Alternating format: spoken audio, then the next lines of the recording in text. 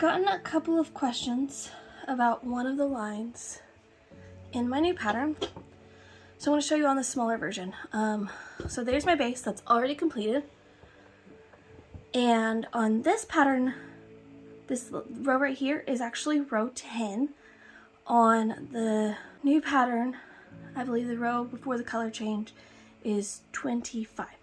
So basically finish out the row in its the row before in its entirety, except for that last stitch.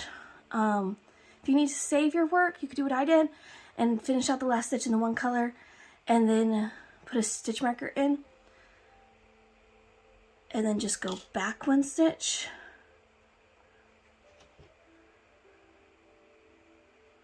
Pull up your loop,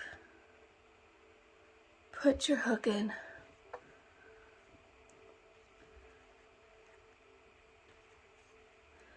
pull up one loop in the old color, bring it down towards the center, and then in your new color, like hold it down with the first one, and there's your transition to the new color. Now for the next row, because we want a straight line across, you go in from the outside, okay? Slip stitch and back loop only. Normally you would go through the center, grab the back loop, and then pull up like this, but that leaves a stripe, okay? So instead, grab my hook, we go through the outside. So you come through this outside here, grab the back loop only, pull up the stitch, and it's a slip stitch, and you still have a teeny stripe, but it's not nearly so big or noticeable. So you go all the way around with your slip stitches through from the outside in, is how I wrote this. For my testers, if there's a better way to describe this, let me know. So you go from the outside in. And that does your slip stitches all the way around. It leaves a very, very thin line versus a much bolder, thick line. It looks very much more straight on the final. So you just do that all the way around. Now for the next row, what you want to do is avoid taking the back loop.